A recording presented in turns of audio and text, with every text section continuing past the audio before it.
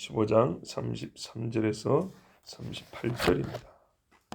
제6시가 되매 온 땅에 어둠이 임하여 제9시까지 계속하더니 제9시에 예수께서 크게 소리 지르시되 엘리 엘리 라마 사박다니 하시니 이를 번역하면 나의 하나님 어찌하여 나를 버리셨나이까 하는 뜻이라.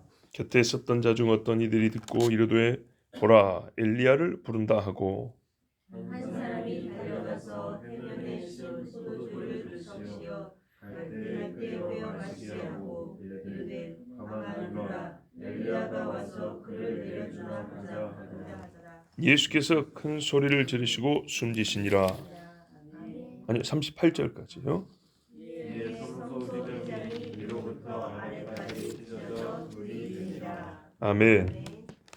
자, 제6시부터 제9시까지 3시간 동안 땅에 어둠이 임하였습니다. 깜깜해졌다는 얘기입니다. 해가 힘이 약해졌다는 뜻입니다. 구름이 와서 해를 가리더라, 이런 표현 성경에서 본 적이 있죠. 다른 이야기입니다. 구름이 해를 가린 게 아니고 일식이나 뭐 이런 게 생긴 게 아니고 힘이 약해서 어두워진 겁니다. 왜 그랬을까요? 하나님이 하신 일이죠. 왜 하셨을까요? 우리는 하나님이 하신 일을 다 이유를 알지는 못합니다. 이게 이유를 다 알지는 못합니다. 그런데 하나님께서는 명백하게 가르쳐 줄 때가 있습니다. 또는 추정하여 알게 하실 때가 있고 앞선 사례를 통하여 지금도 같은 이유다고 우리가 생각해 볼 수 있는 경우도 있고 또한 성경 영제를 읽어보면 원리상 이게 어떤 뜻이겠구나 알 수 있는 경우가 있습니다.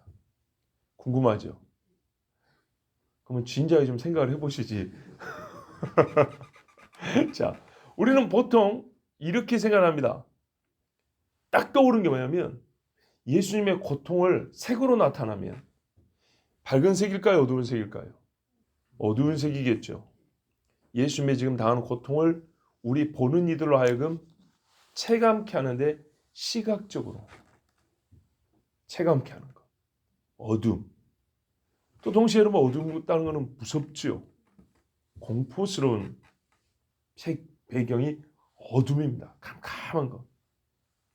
이 백성들이 자기가 하고 있는 일에 대한 깨달음을 주기 위하여 그들이 지금 저지르는 이 어둠의 일을 눈으로 보게 하는 것. 그렇죠. 말이 되는 이야기거든요. 이렇게만 생각해도 말씀 우리가 묵상하는데 큰 지장 없고 많은 것들을 배울 수 있습니다. 그런데 말씀에는 그보다 좀 더 깊은 것들이 있습니다. 보십시오. 분명히 하나님은 어둠을 주셨는데 중요하기 때문에 3시간이나 주셨어요. 그죠? 6시부터 9시, 그러니까는 우리 시간으로 하면 12시부터 오후 3시. 왜 또 그 시간이냐? 이거는 그렇게 중요한 게 아니고요. 더 중요한 거는 어두웠다는 겁니다. 상당히 긴 시간 동안 어두웠다는 겁니다. 예수님의 고통에 반이 어둠으로 가득 찼다는 겁니다.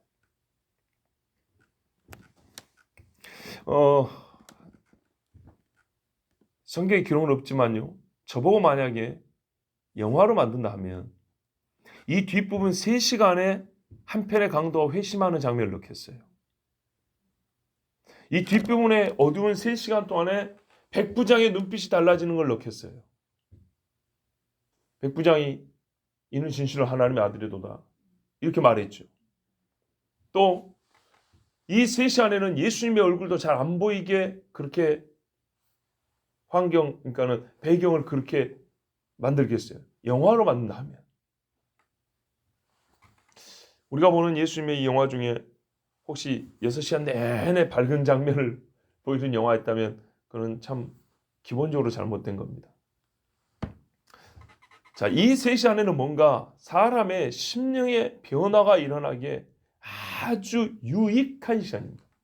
이 공포가 일어난다 하더라도 회개하기에 좋고, 그죠?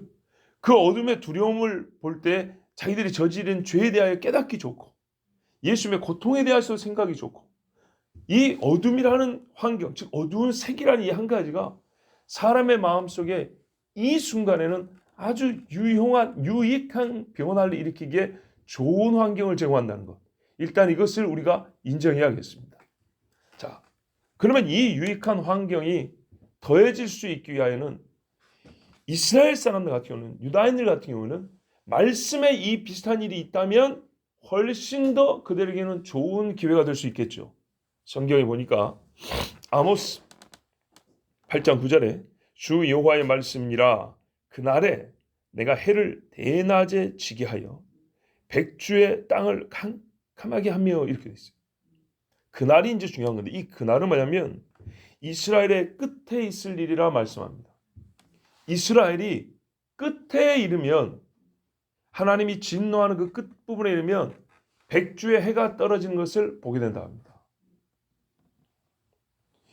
역시 유다가 멸망할 때 대하여 하나님께서 예레미야를 통하여 말씀하셨는데 예레미야 15장 9절을 보면 뭐라고 하냐면 일곱을 낳은 여인에게는 쇠약하여 기절하게 하며 아들을 일곱 낳았다는 얘기는 이 여자가 최고의 복을 받았다는 말이지만 그럴지라도 기절할 일이 벌어질 거다.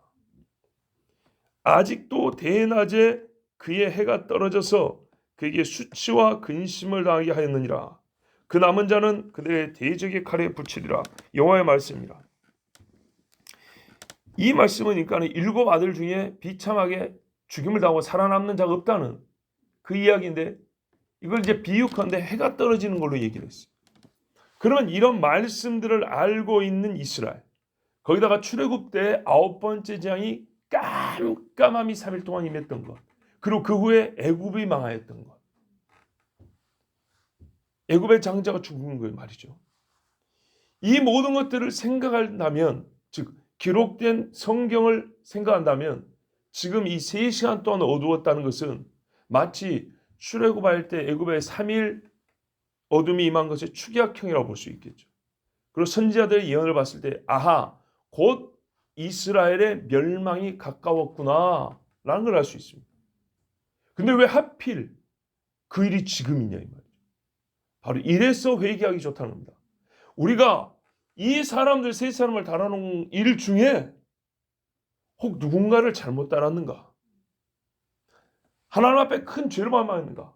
거꾸로 말이죠. 다윗 시절에는 사람을 나무에 달므로 말미암아 비가 내리게 됐어요. 왜? 하나님의 의를 행하게 됐으니까. 근데 지금은 우리가 거꾸로 하고 있구나. 그래서 벌건 대낮에 오후 3시만 한참 해가 강하게 내리쳐야 되잖아요. 12시부터 3시까지. 그러니까 가장 강한 햇살을 하나님이 어둠으로 바꿔버렸어요. 그 말은 종합적으로 봤을 때 우리에게 하나님의 진노의 날이 멀지 않았구나. 그 날이 얼마 안 남았구나 하는 것을 직감하게 하는 엄청난 사건이었어요. 자, 한마디로 이 사람들이 예수님께 요구했던 하늘에서 내려오는 표적을 보여주면 우리가 당신을 믿으리라 했는데 하나님께서는 빛보다 어둠을 더 사랑하는 자들에게 어둠으로 표적을 주셨어요. 니고데모가 밤에 예수를 찾아왔다. 가룟 유다가 받고 떠나니 밤이더라. 이 모든 일관성 있는 말씀의 뜻을 보면 이스라엘 백성은 지금 하나님이 내리시는 무서운 진노에 곧 처해질 거라는 걸 알 수 있습니다. 그러면 지금이라도 주께로 돌이켜 나와야 됩니다. 예수님 십자가에 못 박힌 후 한 40년 있다가 이스라엘은, 유다는 로마에서 완전히 없어져 버렸습니다. 그리고 소위 팔레스티나라는 로마식 지명이 붙여졌습니다. 지금도 팔레스틴. 근데 그 팔레스틴이 어디서 왔습니까? 예, 필라스틴, 블레셋입니다. 불명예스럽게도 이스라엘의 대적인 블레셋의 이름으로 그 땅을 붙여 이름 지어버렸습니다. 그래서 지금까지도 팔레스틴 땅을 다. 왜 거기가 팔레스틴 땅입니까? 왜 거기가 블레셋의 땅입니까? 이스라엘 땅이지. 이 무서운 죄를 이스라엘이 지었다는 것을 이들은 깨달아야 됐지만 깨닫지 못하였습니다. 그래서 예수님을 조롱했지요. 예수님이 이 어둠 속에 부르짖습니다. 엘리 엘리 라마 샤박다니 이렇게 부르짖었습니다. 이제 이게 마가복음에는 다른 복음서 달리 엘로이 엘로이 이렇게 기록이 되어 있습니다. 이거는 이제 아람식이고 엘리는 제가 알기로 히브리어입니다. 히브리어와 아람어가 약간 친족간이니까 다릅니다만 사실 같은 뜻입니다. 나의 하나님, 나의 하나님. 여호와 로이 그잖아. 로이 이 자가 붙으면 나의 이렇게 됩니다. 나의 목자 그 말입니다. 로이 나의 목자. 엘리 엘 하나님 나의 하나님. 예수님이 가스로 그냥 소리친 게 울부짖은 겁니다. 번역을 이렇게 해야 돼요. 그러니까 울부짖는 소리가 납니다. 그냥 큰 소리로 엘리 엘리 이렇게 부른 게 아니다. 엘리 이렇게 하늘 향해 부른 겁니다. 이 소리 또한 예수님이 지금 당하고 있는 고통이 무엇인지를 보여주는 것입니다. 이 부르짖음의 시각화가 어둠입니다. 하나님께 버림받음. 이를 번역하면 해석하면 나의 하나님 어찌하여 나를 버리셨나이까.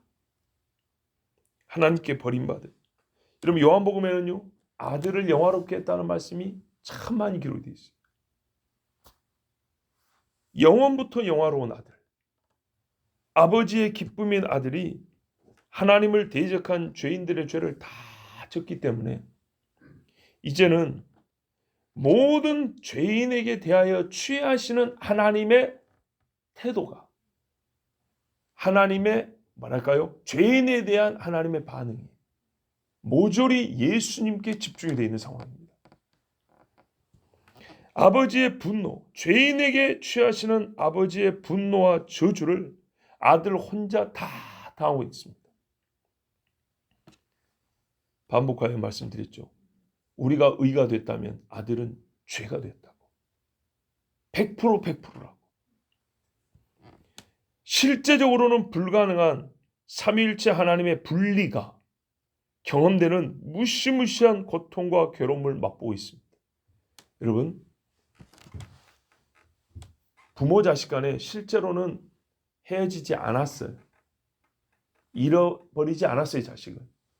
품에 있는데도 잃어버린 걸 상상만 한번 해보세요. 얼마나 끔찍한가. 저도 경험해봤다 했죠. 아들 둘이 없어졌다고요. 걔들 찾느라고 정말 사람이 옛날에 동생을 잃어버린 적이 있었는데 그때 심장이 멎는 걸 경험하고 아들 둘이 잃어버리고 정말 얼마나 힘든지 몰라요. 그래도 수요 예배라고 애기들 찾는 거 딱 포기하고 내 찬양 인도할 시간이다. 근데 교회 갔다 있잖아요.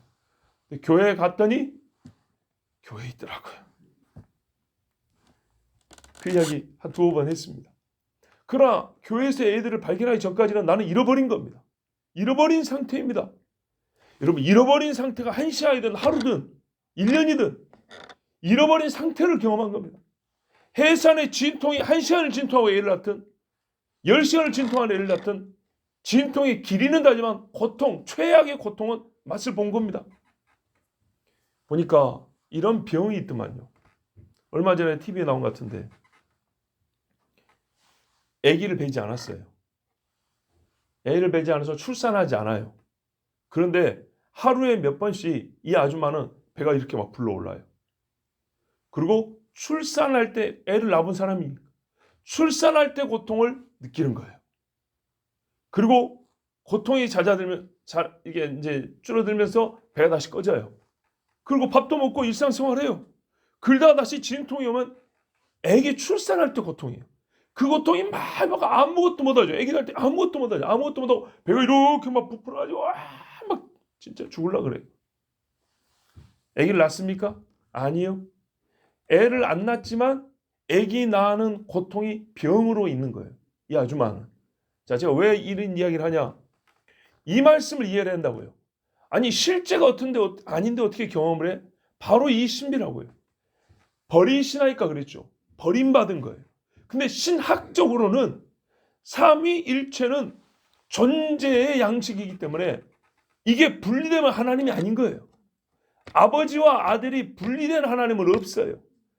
아버지와 아들과 성령이 서로 쪼개진 하나님은 존재하지 않아요. 이건 하나님이 아니에요. 대가리 3개 달린 신이 아니라고요. 완전히 하나님인 거예요. 완전히 하나. 그런데 예수님이 지금 하신 말씀 뭐냐면 이게 찢어지는 고통을 당하고 있다 이 말이에요. 지금. 절대 불가능한 삼일체 하나님의 분리를 실제로는 분리가 되지 않아요. 분리되면 하나님이 아니에요. 아시겠죠? 그런데 경험으로는 분리되는 아픔과 고통을 지금 당하고 있는 거예요. 그러므로 예수님이 당하고 있는 고통이라는 것은 엄청나게 무서운 거예요. 사람이 지옥에 떨어지는 고통, 우리가 지옥에 안 가봤지만 우리가 상상하는 지옥은 1000분의 1, 10,000분의 1도 안 돼요. 그러나 그 상상만 하고도 하나님과 얼마나 멀리 떨어져 있는지 대충 우리가 조금이지만 감은 잡을 수 있어요. 하나님에게 아무리 소리를 질러 주님이 듣지 아니하시는 이렇게 두꺼운 어둠의 벽이 우리와 하나님 사이를 막고 있어서 도대체 우리의 소리가 하나님께로 갈 수가 없고 큰 구렁이 있어서 예수님의 비유도 나온 것처럼 여기서 저기까지 갈 수가 없는 그런 하나님과 죄인의 분리라고요. 여러분, 우리가 이것을 실제로 경험하지 않아도 상상해도 끔찍하고 몸서리가 쳐지는데 이것과 비교할 수 없는 공포와 두려움, 죄인이 겪는 공포와 두려움을 예수님이 지금 혼자 당하고 있는 거예요. 다르게 표현하면 혼자 지옥의 모든 두려움과 고통을 다 당하고 있는 셈이라 이 말이에요. 왜? 우리 모두의 죄를 짊어졌으니까. 이 아들이 이래서 아버지여 나의 하나님 어찌하여 나를 버리시나이까. 이거를 조용조용하게 읊조릴 수 있는 이야기 아니에요. 여러분, 읊조릴 때와 부르짖을 때는 완전 다르죠. 부르짖어 만천하의 모든 죄인이 듣게 하셨어요. 누가 이 고통을 알겠습니까? 아무도 모릅니다. 근데 왜 아들은 아버지로부터 버림을 받았다고요? 우리 죄를 짊어졌기 때문에. 성경은 이렇게 말합니다. 여호와께서 그에게 상함을 받게 하시기를 원하사 이사야 53장 10절에서 11절에 질고를 당하게 하셨은즉 그의 영혼을 속건제물로 드리게 이르면 속건제물인데요. 영어 번역은 offering for sin 그랬어요. 죄를 위한 제물. 그래서 속죄 제물이라고 번역해도 돼요. 죄와 상관이 있어 하나님께 드리는 모든 제물이 되게 하셨다는 겁니다. 그가 씨를 보게 되면 씨가 뭐죠? 우리죠, 우리. 예. 그의 날은 길 것이요 또 그의 손으로 여호와께서 기뻐하신 뜻을 성취할 이게 여호와의 기뻐하신 뜻이었대요. 아들을 찢어보내는 이 아픔, 아들이 아버지로부터 버림받은 이 고통이 아버지의 기뻐하는 거래요. 왜? 꼭 그만큼 우리를 사랑한다는 얘기입니다. 우리를 사랑하는 이 사랑으로 말미암아 우리 죄를 사하시기를 원하셨고 이게 기쁜 뜻이기 때문에 아들을 그렇게 찢어보내셨다는 겁니다. 그가 자기 영혼에 수고한 것을 보면 이 수고가 얼마나 큰지 알죠. 쌀 가마니 질고 100m 가는 수고, 물 양동이에 머리 감으려고 뜨거운 물 한 바퀴스 들고 10m 걸어가는 수고, 비교가 됩니까? 여인이 애를 낳는 수고, 비교할 수 없죠. 번역은 단어 하나로 똑같이 수고지만 여기에 수고는 우리가 이 땅에서 사람이 경험하는 수고가 어떤 것도 비교가 안 되는 수고입니다. 근데 뭘로 이 수고를 경험했다고요? 영혼으로 경험했다는 거예요. 영혼으로. 그래서 십자의 고통은 육의 고통으로만 끝나면 안 되고 아버지가 그게 아무도 몰라요. 영적인 고통이니까 아무도 모르는 거예요. 아버지와 아들의 분리라는 이 영혼이 느끼는 고통, 이것이 바로 우리의 대속의 핵심입니다. 우리가 어떻게 구원을 받죠? 너희가 예수를 보지도 못하고 데도 불구하고 사랑한도다. 너희가 그를 믿으니 이는 너희 영혼의 구원, 믿음의 결국 곧 영혼의 구원을 받음이라. 이렇게 말씀합니다. 영혼을 구원하기 위해서 주님은 영혼의 수고를 다하여 우리의 죄를 짊어졌습니다. 이 수고하는 것을 보고 만족하게 여길 것이라 나의 의로운 종이. 지금은 아들이 종으로 있죠. 그래서 나의 아버지 부르셨고 나의 하나님 불렀어요. 자기 지식으로 많은 사람을 의롭게 하며, 이건 자기만 알아요. 예수님만 알아요. 이 일은 아무도 몰라요. 많은 사람을 의롭게 하며 또 그들의 죄악을 친히 담당하리로다. 죄인의 죄 중에 한 톨이라도 다른 데 넘겨준 적이 없어요. 다 자기한테. 주의 진노의 포도주 잔을 혼자 다 마셨어요. 예수님께서는 육체의 고통을 겪으심으로 우리 몸에 주어진 죄의 저주를 제거하셨습니다. 이사야 53년 앞부분에 보면 나오죠. 그가 찔림은, 그가 상함은 바로 우리 죄의 저주를 제거하신 겁니다. 그러나 진짜 중요한 것은 아무리 육체에 있는 죄의 결과물들을 주께서 다 짊어지시고 하셨다 하더라도 우리 영혼이 하나님께 분리되는 이 일을 다시 묶어놓는 일을 하지 못했다면 주님의 죽으심은 헛된 겁니다. 예수님은 영혼을 죄에 대한 배상으로 내놓으셨습니다. 본질적인 대속은 영혼을 속죄 제물, 속건 제물, 죄를 위한 전체 제물로 내놓았다는 것. 이것이 대속의 핵심입니다. 그러니까는 못을 박아 죽었기 때문에, 아니요, 옆에 있는 죄인들도 못 박아 죽었어요. 죽음의 형식은 똑같았어요. 자, 이게 한 10년 전에 그렇게 고민이 됐어요. 예수의 죽음이 뭐가 다른가? 봐라, 매질당하고 못 박힌 거 똑같이 죽었다. 죽음의 고통, 육체의 고통이 최고로 컸기 때문에 예수의 죽음이 고유한가? 아니다. 어떤 사람은 십자가에 매달려 일주일 산 사람이 있단다. 며칠을 산 사람이 있단다. 그 고통을 며칠을 겪었대요. 예수님이 6시간 겪었어요. 육체의 고통으로 하면 예수님보다 더 끔찍한 고통을 당하고 죽은 사람도 분명히 있다. 육체의 고통의 끔찍함 때문에 예수님의 죽음이 대속이 된 것이 아니다. 그의 죽음이 고유한 의미를 가진 것은 영혼을 죄를 위한 제물로 내놓았기 때문이다. 그것을 확실하게 보여주는 예수님의 선포가 뭐냐면 바로 이 말씀이에요. 엘리 엘리 라마 사박다니, 아버지 어찌하여 나를 버리십니까?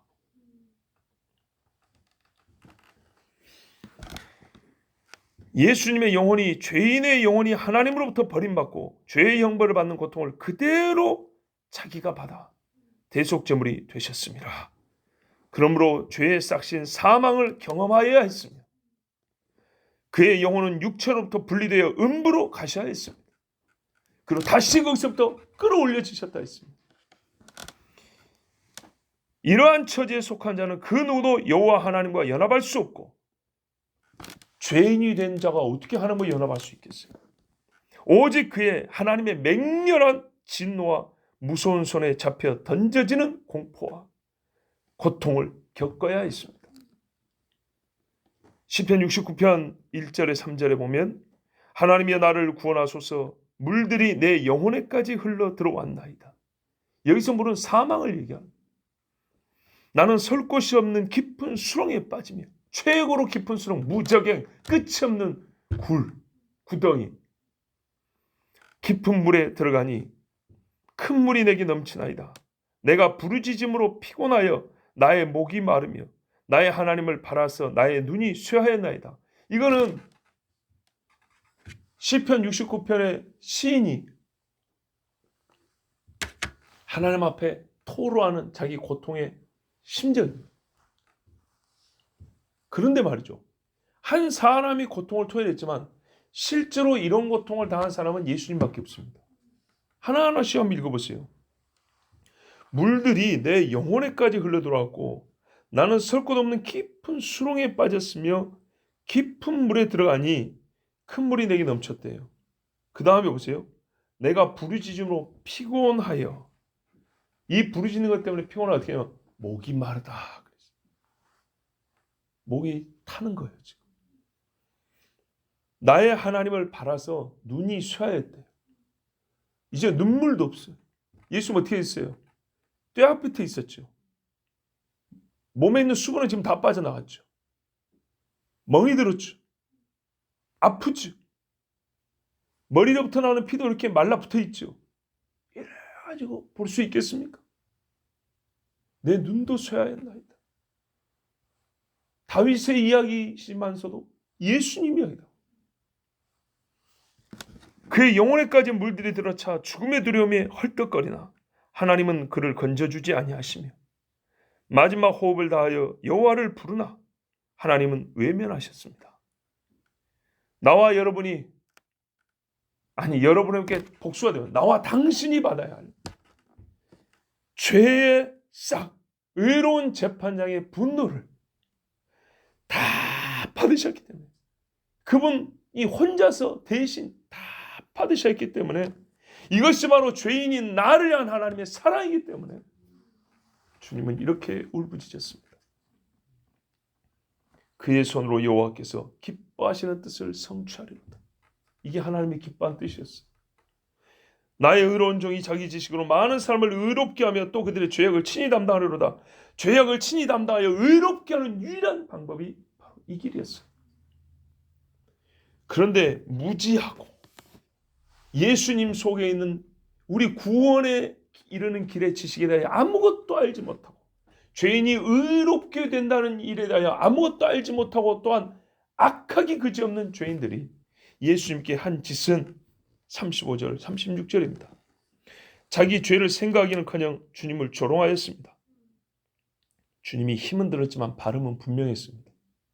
발음이 분명했기 때문에 기록이 되어 있지 않겠습니까? 그런데 이 사람들은 귀에 똑똑히 들린 예수님의 발음, 예수님의 말씀을 왜곡시켰습니다. 엘리야를 부른다고. 뒤에 끝나는 말은 분명히 이로 끝났습니다. 엘리 또는 엘로이로 끝났습니다. 그런데 엘리야를 부른다고. 제가 알기로 그래요. 엘리야를 부른다고 왜곡했습니다. 왜 그랬을까요? 여러분, 나의 하나님이라는 말은 듣기만 해도 양심이 찔리는 소리가 아닌가 말이죠. 이 일에 대하여 하나님과 생각을 할 수 있게 됩니다.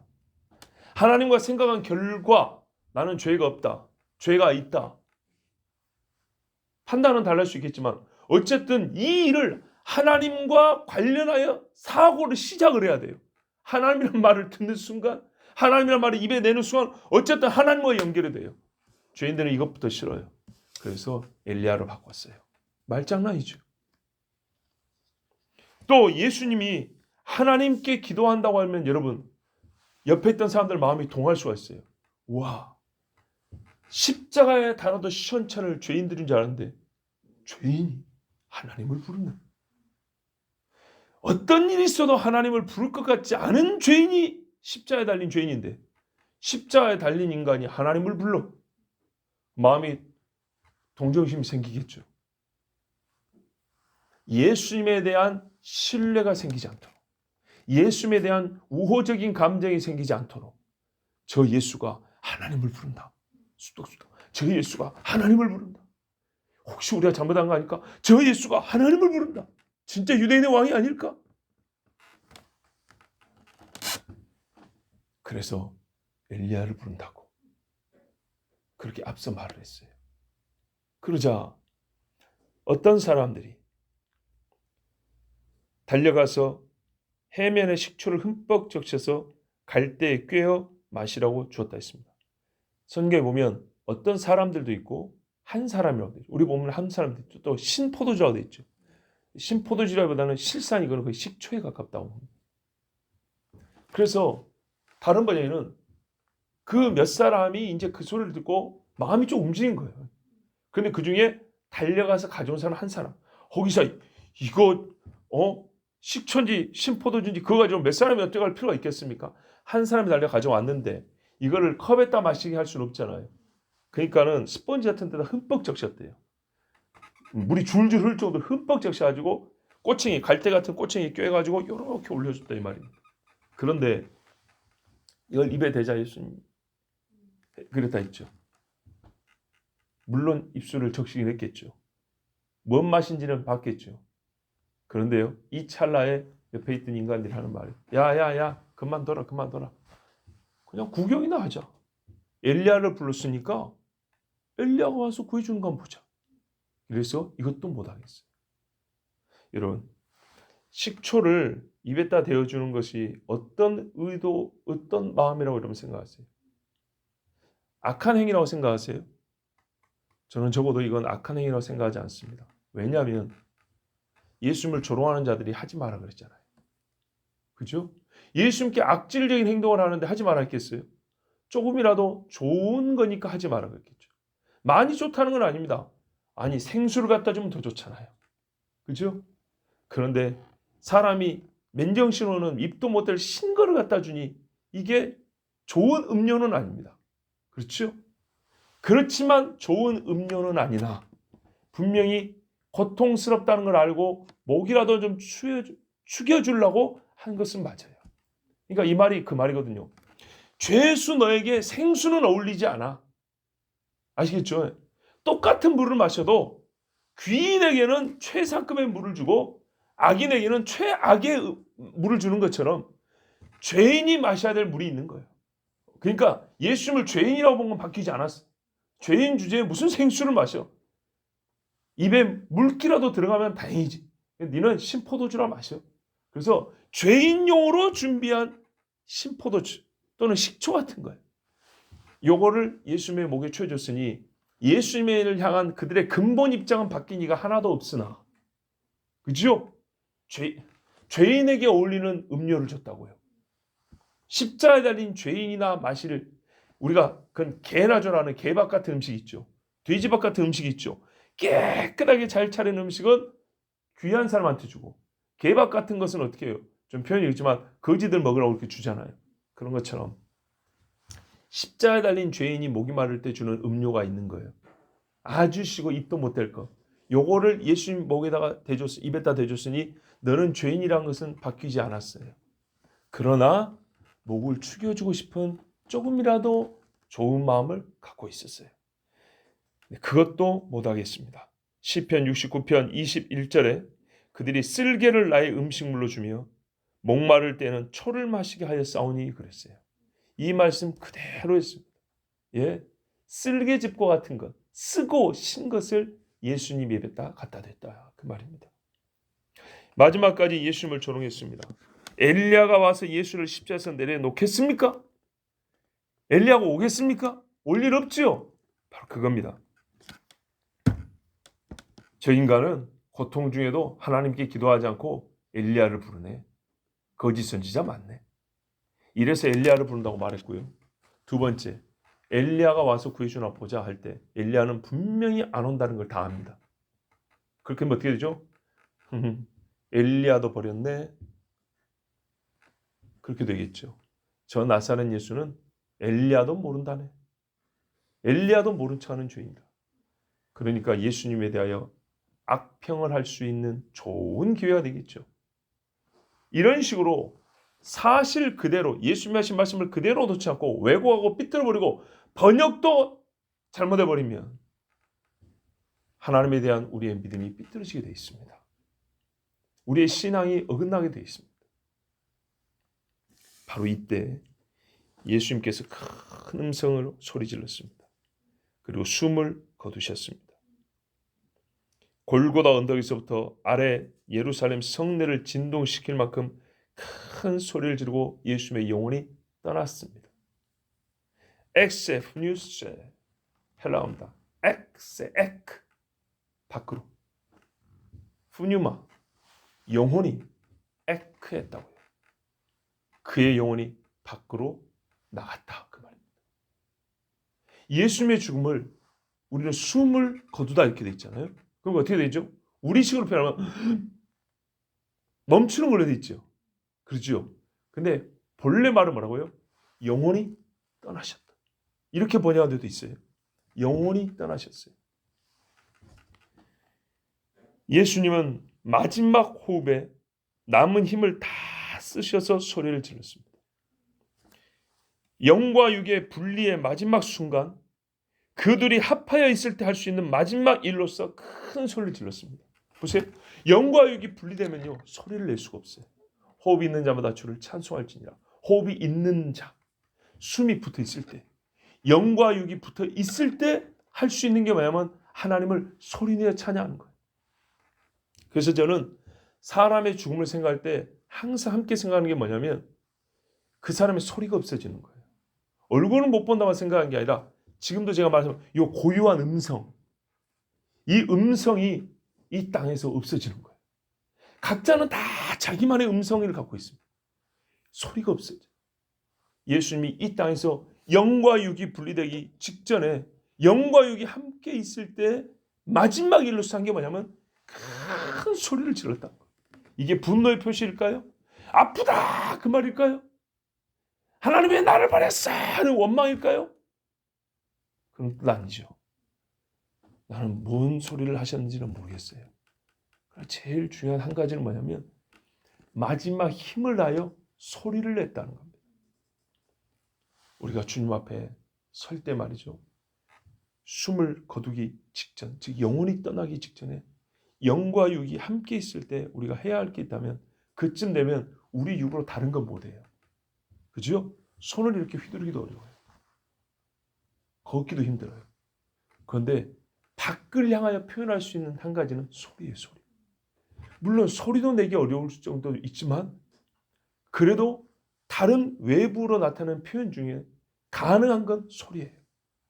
그래서 우리가 어떻게 해요? 귀라도 가까이 되잖아요. 무슨 말씀 있는가 하는가 보고. 그죠? 소리가 중요해요. 여러분, 너와 내가 남남으로 주님 앞에 설 때 우리의 마지막 소리가 무엇이었는가? 하나님 앞에 우리가 마지막 소리를 무엇을 들려드리고 주님 앞에 왔는가? 첫 소리도 중요하죠. 옛날에 어떤 분이 이렇게 수술장을 갖고 있대요. 심장수술 옛날에는 많이 찢었거든요. 기술이 안 좋을 때는. 이분이 그랬대요. 건장한 남자분인데 옛날에 아파서 수술을 한 거죠. 수술을 마치고 눈을 떴을 때 어머니가 옆에서 그러더래요. 야야, 네가 눈 뜨면서 주여 하고 눈을 뜨더라. 근데 이분이 맞춰서 맞긴 할 때는 몰라요. 그런 걸. 그렇게 기도했대요. 하나님, 제가 수술대 올라갑니다. 수술 끝나고 눈을 뜰 때 첫 마디로 주님을 부르게 해주세요. 그렇게 기도를 했대요. 근데 눈을 뜬 자기는 뭔 말인지를 모르는데 옆에 지켜보고 있던 어머니가 얼마나 마음이 참 애리겠어요. 근데 아들이 눈을 뜨면서 주여 하더래요. 귀하죠. 귀하고 귀합니다. 예수 믿는 것은 받은 증거 많도다. 이것이 나의 간증이요 이것이 나의 찬송이겠습니다. 그런 것처럼 우리가 주님 앞에 마지막 호흡으로 주님을 부를 수 있으면 얼마나 복됩니까? 저는 추정하기를 이 마지막 호흡으로 하신 소리가 요한복음 19장 30절의 말씀이 아닐까. 요한복음 19장 30절에 이렇게 돼 있거든요. 예수께서 다 이루었다 하신 후 숨을 거뒀다. 영혼이 떠나시네. 이렇게 돼 있거든요. 시간적으로 볼 때 주님이 맨 마지막에 소리를 낸 거는 다 이루었다고요. 만약에 요한복음 19장이 이 다 이루었다가 예수님이 지는 마지막 소리였다면 이 얼마나 진짜 우리에게는 감사하고 할렐루야입니까? 속죄의 제물로 자기를 다 바쳤다고 말입니다. 표현을 하면 짐승을 바치면 짐승이 다 제가 되기까지 이게 온전한 번제물이지 않습니까?